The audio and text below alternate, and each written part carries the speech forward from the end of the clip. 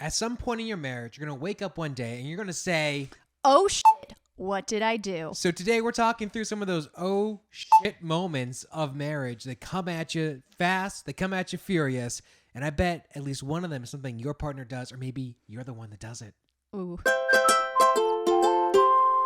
Okay, we all have pet peeves in our marriages. And I think what's important and what we're trying to get at in this conversation, this ramble, if you will, this rumble, is that it's important to talk through those things. Because inevitably, there's going to be things that you do that's going to piss off your partner. I mean, it happens every single day. I know I do a lot of things that piss him off. So many. I mean, the list is long, but we're not going to dive into all that today. Today, what we're hoping to do is to dive a little bit deeper into some of those more, oh, crap, oh, shit moments in your marriage that happen. And I think a lot of it, at least for us, happened when we had that first year living together. I think it was like the first few weeks for me. Wow, a few weeks in. Yeah.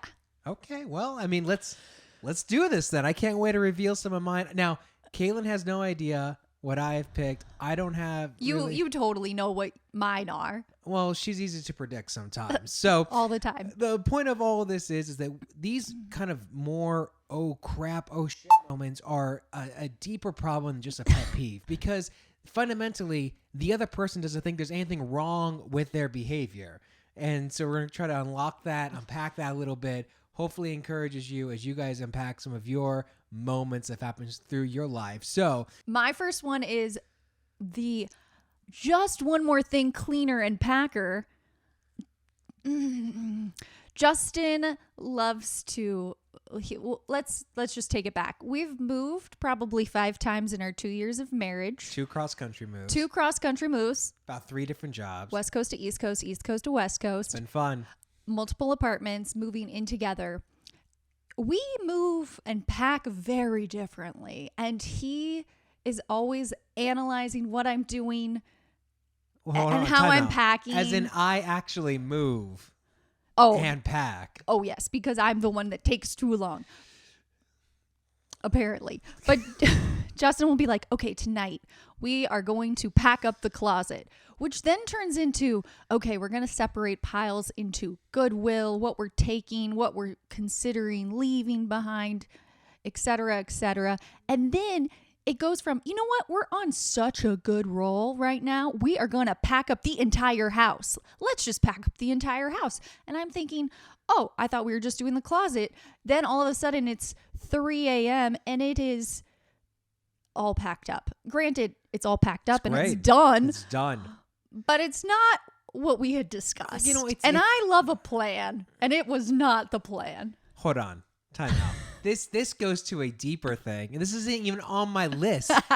But with Kaylin, there is a plan that is formulated. It is written down in a document. It is a holy document.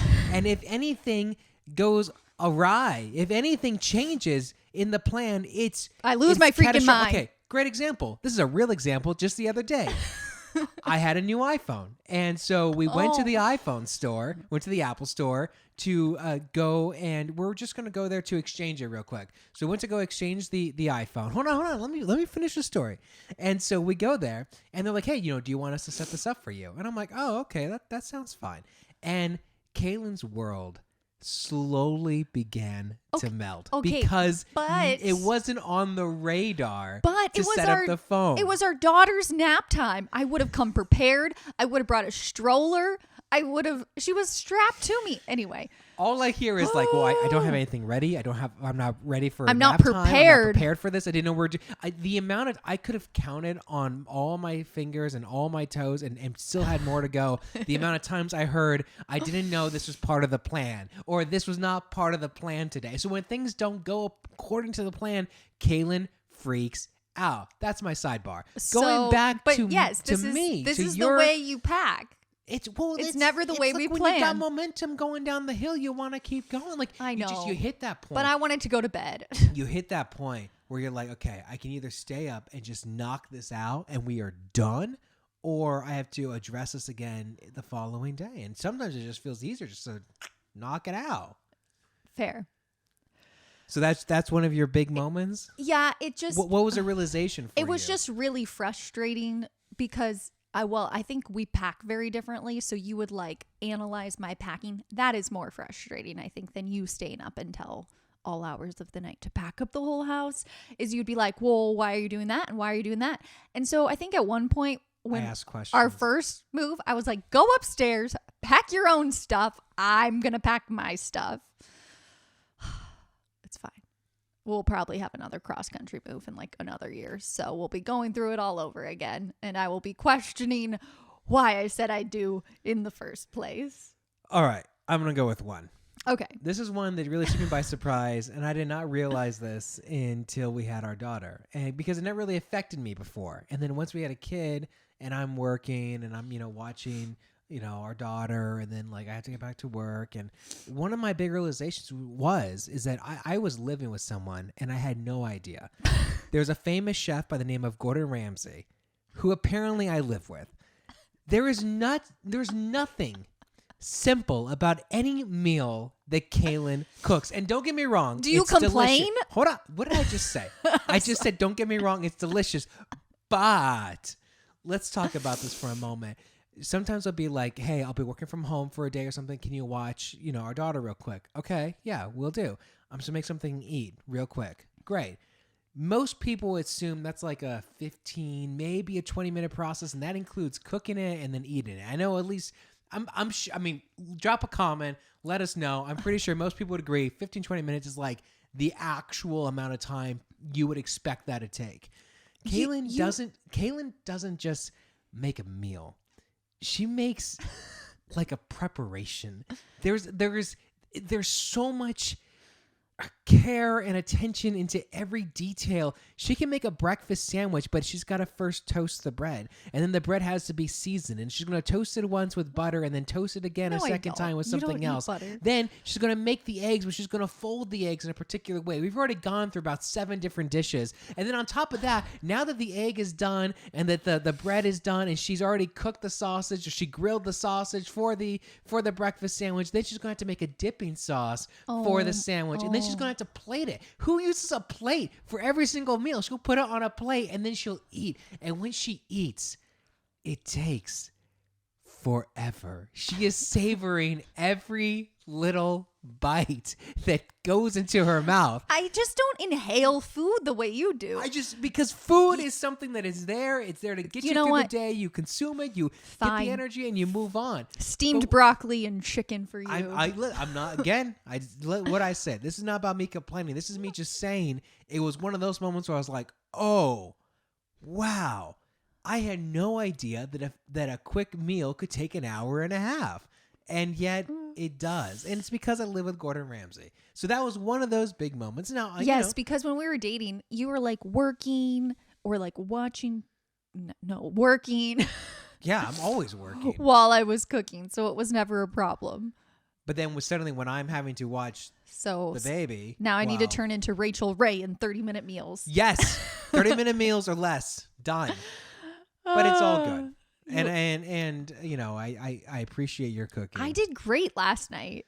You did. You gave me a time constraint. It was like 47 minutes. No, it wasn't. It's close. So. Oh all right, goodness.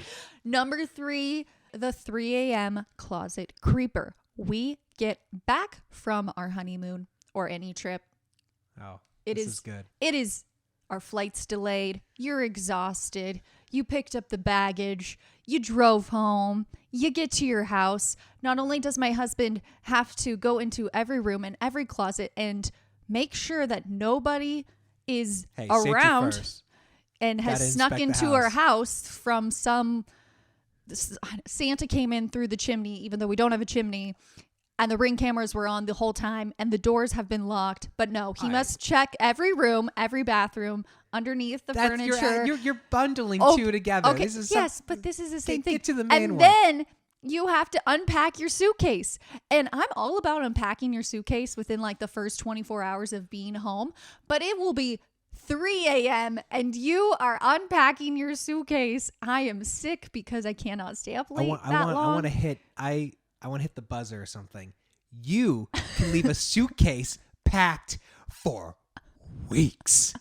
What are Weeks. you talking about? Oh, what am I? No, you leave a suitcase packed for days. What are you upon talking day. about? I've experienced I it. literally unpacked. We've done 2 cross-country moves. It wasn't until I forced Kaylin about a month ago to go through a box that she didn't unpack in our last move that she finally unpacked it. Okay, that's moving. That's not like a trip suitcase situation. I'm just painting the picture that you could leave a suitcase This is my there forever. point. Oh. He has to unpack everything and start like the laundry. It's like a whole ordeal. And I just want to go to bed. I just want to go to bed and go to sleep. Maybe eat a snack. Classic Kaylin. But it drives me crazy. Have you noticed that your 2 pet peeves so far are things you don't like because it requires you not to go to bed, or it? Yeah. like I'm not ashamed of it. Moving on, number 4. Mm-hmm. What's the for? Mm-hmm.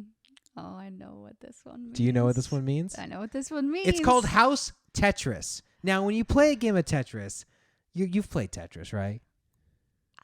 Yeah. You know, the little blocks are falling from the I sky, used and you to gotta use it. arrange. Uh-huh. Now, when the blocks are falling from the sky, this is what I'll share. Is what you're trying to do is you're trying to find a place for everything before time runs out, right? So the big block comes down and you got to put it in the corner, and you got the little L-shaped block and you put that one right next to it because that makes sense, right? Like you would put the L-shaped block I know what Tetris next to means. it. Okay. Well, our house is a game of Tetris. What do you mean? Well, our house is a game of Tetris. I think everything in our house has a specific way, or there's a specific way that things go together, right? Like you keep things that are in the kitchen. You put things that are in the pantry in the pantry. One of the things I've always taken pride on, and you might remember this, is that there is a time you were in my apartment, I think, and I was looking for something. You're like, hey, I'm looking for like no, you were like in the other scissor. room. You were like in the other room. And you said like, hey, where is this? Yeah, I'm like, where's your scissors? And then what did I say? You were like, okay, if you go to the bins in the room, go to the left one, second one down. It should be right on top in a blue box. How nice was that? So nice. It was nice. So I think one of the main things when we got married, as we shared previously, we weren't exactly living in the same place. Yeah, we had 2 separate places for a moment in time. We were living had 2 apartments, basically. Single. So we had to merge our lives and totally yet into one cohesive unit. And when we did that, I think that was definitely one of those moments for me, because I live life in a way that everything has a place. Like I know where the stamps are located right now. I know where the red pair of scissors But he doesn't are. always share where they should be located. And one of the things I learned about living with Kaylin is that some things don't live any place. In fact, there was a drawer that you had in your dresser. What was in that drawer? It was like a junk drawer. A junk drawer. And what was stored in this junk drawer? Like cards I was given that I didn't want to throw in the trash. It was just literally junk. Now, I don't think I've ever had a junk drawer in my entire life. You doing okay over there? I might be crying. It's okay. It's not something to cry about. I'm just saying, I think one of the things it's not your fault. I'm just hormonal. It's now, fine. but this is the crazy part about it, is that we've talked about it, and like honestly, I think I've gotten much better about it because I was very, type A, things have to be a certain way. No, you still get mad about it because, like, okay, diaper bags, for instance, it's just like a bag, and there's lots of pockets in it, and I put things in the pockets. But he'll be like, where are the wipes? And I'm like, they're in the diaper bag. Like, it's a big diaper bag. But where within the diaper bag are the wipes? It's like back right corner. They should be behind, He wants me to, like, remember everything. And it's like, well, I packed the diaper bag. It's in there. There's clothes in there. There's so many things in the diaper bag because that you can't find what you're looking for half the time. Well, but you're the one who insists on all these things in the diaper bag. You want to be prepared. Yeah, I want to be prepared too. But like, then you give me all this shit for like not knowing exactly where in the diaper bag the like wipes are. Like, I'm sorry. And then I'll tell you where it is, and then you'll be like, it's not here. And then I'll be like, okay, let me look. And then it's there. So But it wasn't where you said. It was. Debatable. We'll have to go back and okay, yes. and Justin has. So for me, you are frustrated that I do not know where everything is. It's not frustration. It was just one of those like, oh, we are different. so different in this. Well, and that's why I think when we moved into a home together and you started to like, hey, okay, we're unpacking. And you'd be like, I'm putting this here. And I'm like, okay, that's fine. So it's not like I have a strong opinion. It's not going to be there next week. No, it will be. I put things back. You are. You got to become much better about it. I think that was a big thing for us, though, was because we moved into, we had our separate places. Then we ended up moving in to your place for a time. Period. For like a month. And I felt like I was such a visitor at a hotel. Oh, I had like a back like you had a very closet. Nice room. You chose the closet. I was gonna make room for you in the master closet. I kept my clothes in a separate room from where I slept. He wanted this. He asked for this. All my stuff was shoved into a back room. You called it the servants' quarters. It felt that way. It didn't have to be that way. Felt like I was going back in time. I offered to make room. So we lived there for a minute. We did. And then we moved to Florida, but in an apartment that I set everything up. I went out there by myself because we're work location. With your parents. Right. Who are so gracious. Very helpful. But we set up that place, but you felt like that place wasn't yours. You set up the place, so you had unpacked it, and your mom had gone with you shopping, which was very sweet, and like got silverware and different things that we needed for the apartment, and like set up the bathroom. So it didn't feel like ours. It felt like I was moving into, I don't know, it felt very old fashioned, like, oh, we got married and he prepared a place for me. It's just how I do it. Swept you off your feet and carried you in. But then when we moved into our house, that was much better. Then it was like, we're doing this together and we're picking out things together. And like, does this make sense for this? And I let you kind of take the lead on. Well, I think a lot was learned from that moment of like, we are very different people in this. So as we built that house together, our first house we lived in, things were mutually agreed upon about what goes where. Yeah. And ever since then, it's been going. It's been better. Okay. There's always room for improvement. Okay. This is probably my favorite one. So, for the love of the game, we are on our honeymoon. We are in Hawaii. It is a beautiful day. I have planned out the itinerary. I have left this day mostly free because Tom Brady is playing in a playoff game, and I've been made well aware before we even go that this is a big deal. So I let him watch this game. I think we got some acai bowls, acacia bowls, as your dad likes to call them, and we were watching the game outside. Were we watching it outside? Yeah, I'm getting emotional thinking about this. Outside, this is rough. By the pool bar area. It is looking bad. We walk away. He is so grumpy. He is in such a bad mood. For context, this is the Buccaneers versus the Rams, the year the Rams won the Super Bowl, and the Bucs were down, I think, 20-something to like 3 at the end of the half. It was bad. And then there was like a greatest comeback moment situation, and we're watching it, and the Bucs score the go-ahead touchdown. Whatever. Yes. With like 40 seconds left on the clock. It feels like they're gonna win. Justin is like separate from where I am because I can't look him in the eye because he's pissed. Well, and then also context, the bar was filled with Rams fans. Was filled with Rams fans. But we could have watched it in the hotel room, but no, we chose to watch it in public. Anyway, so they lose. It is no, we don't lose. We blow coverage on a deep shot from Matthew Stafford to Cooper Kupp down the middle of the field for no reason, and they set up a field goal with no time left on the clock, and they kick it, and they eliminate the Bucs from the playoffs. It was terrible. And then I'm pretty sure this is when like Tom Brady retired the first time. Anyway, it is. So we go about our day, and he's like, well, it's over. It's fine. Let's just, what can we do today? And I was like, I guess we can go on a hike. Like, let's go. So I pick out a hike. It's like supposed to be fun with like, you're crossing all these, like water areas and like beautiful scenery. And it's like romantic, right? There's a waterfall. We get to the waterfall and he hasn't talked to me this entire walk or hike. Like just keeps just gloomy, just so gloomy. And I'm like, it's our honeymoon. Like, get over it. There was a lot on my mind. When and it's so frustrating. And then I'm like looking at the waterfall and I'm like, look how beautiful. And all he's thinking about is Tom Brady on our honeymoon. We didn't even have sex that night. We went to dinner and should I not say that? I don't care.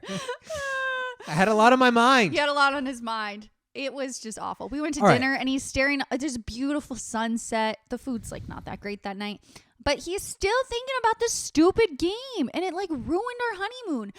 It was awful. So like just don't go on your honeymoon during football season, apparently is the name of the game. Whatever sport. Okay, I think some context might be helpful. What do you mean? So when Tom Brady lost the Super Bowl against the Philadelphia Eagles. Oh my God. No, we're just going down a football route. Like, I think I thought about that game for about 2 weeks straight, and I was just depressed. Because we should have won that game. Okay. I mean, who sits your best defensive player? Bill Belichick sat our best defensive player while he was on the Patriots. Well, no, he's for no no reason. longer And you on the lost Patriots. against Nick Foles.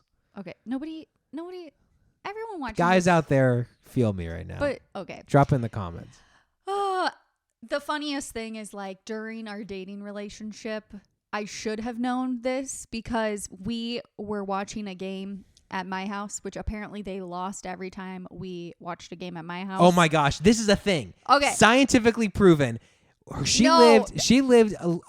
lived in Anaheim. She lived a little bit farther down south in like the San Juan area in California.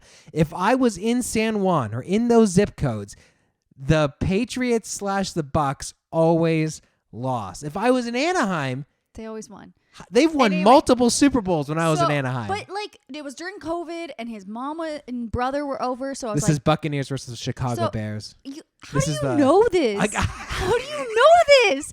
This is the game where Brady thought he had 4th down left and he didn't. So I'm like, come on over. I'll make like chili and biscuits. It'll be like football night. Fun. And I thought it was safe because the Bears. Like, there's no way the Bears are going to beat the Bucks.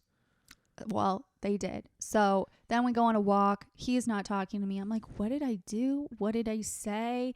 Then he says goodbye. It's awkward. He like barely kisses me. It's weird. I'm like, the next day, I'm like, I guess we're breaking up. And his mom was so kindly, because he wasn't there yet, he went to the bathroom like he usually does. And his mom was like, oh, honey, he takes football very seriously. Like when Tom Brady loses, Justin feels like he lost. And I was like, oh, I don't understand this. Okay, this is new. But I thought like our honeymoon would be different. Anyway, his loss, I mean. So that was one of your moments. Yeah. You got better though, because then Tom Brady unretired and he promised me that he wouldn't care as much if he lost. And you got better. I was better. Not perfect, but better. I was also pregnant, so I think his priorities had to change. Better. I did go see a game. You went with me to go see a Buccaneer game a week before you gave birth. Literally a week. That's another story for another time. All right. Also, let's move on. You went. There was too much football talk. Okay. We could do a whole podcast on Tom Brady. Okay, last one. Post office never delivers on Sundays. Well, I don't understand. So I did a little experiment once. No, you didn't. I usually get the mail from the mailbox. And now you know what this is. I started a little pile on a little drop area that we had. But did he inform me of this pile of mail that was mine? I say, you got mail. No, you didn't. And she said, okay. And this pile grew. And this pile grew. How many months? 4 months. 4 months went by, and Kaylin did not open a single piece of mail. It was all junk mail. No, some of it was like, well, there was a get- couple that I flagged that were important. So what I started, this is legitimately what I started to do. I would actually look at the mail and decide, I think this is important or not. And if it was important, I would just open it. And if not, I just left it in that stack. But And I don't think you opened that stack until we had to move cross country. Probably. And to this day, so then once we moved, and now we live in Arizona, and once we moved here, now I just open her mail for her. Do I get any mail? You get tons of mail. You never informed me of this mail. No need to anymore. Okay. So, I mean, this is a pretty quick one, but I mean, it was one of those moments where like I was so amazed that you were not. I mean, listen, I mean, most of us. Everything's in email now. We check, but like sometimes you get bills and stuff. I don't know. I mean, mail sucks these days. You don't get anything nice. It's just you owing people money. I don't know. But still, I check I like it. my mom's birthday cards. Those are nice. I check it and I make sure that I shred every piece of mail that comes in that you're has. very paranoid about the mail. Very much so. But you know, what I learned, one of my moments was that she's just not going to check her mail. And you know ever. what? I think what we learned about a lot of these things is that like they're not going to change. We can't change these things about them. So how do you like love them through it and like be okay with it? We got to accept Yeah. the other person. I mean, first of all, listen, if you're married, then you're in this, right? Like I'm already stuck with her, so you know. But I'm a great person. if you're dating, it's one of those things where you have to ask yourself, like, hey, is this actually a deal breaker? Like most of the stuff we went through today, I don't think nothing's a deal breaker. It's maybe just like maybe you having a lack of understanding for Tom Brady, but you know I love him. everything here is one of those things. It just is. But the point of it is that how do you get through it? And it's about loving each other and having that open communication. Yeah, absolutely. So And I mean, it's not like, oh, need a divorce. It's just like, this is annoying. yeah, and in the moment it Or might be frustrating. super annoying. Like I'm sure when we get back from vacation at 3 a.m., you are legitimately super annoyed that I have the closet light on and I am putting my clothes away. Now she's in bed, but I will continue to put my things away. But then you usually just laugh about it the next day. Yeah, because I got some sleep. If you give me sleep and food, I'm usually happy. Moral of the story, you got to feed Kaylin, you got to rest her up, and she's a Happy person. happier person. So what is, I don't know. got anything else? I don't think so. Well, Love you.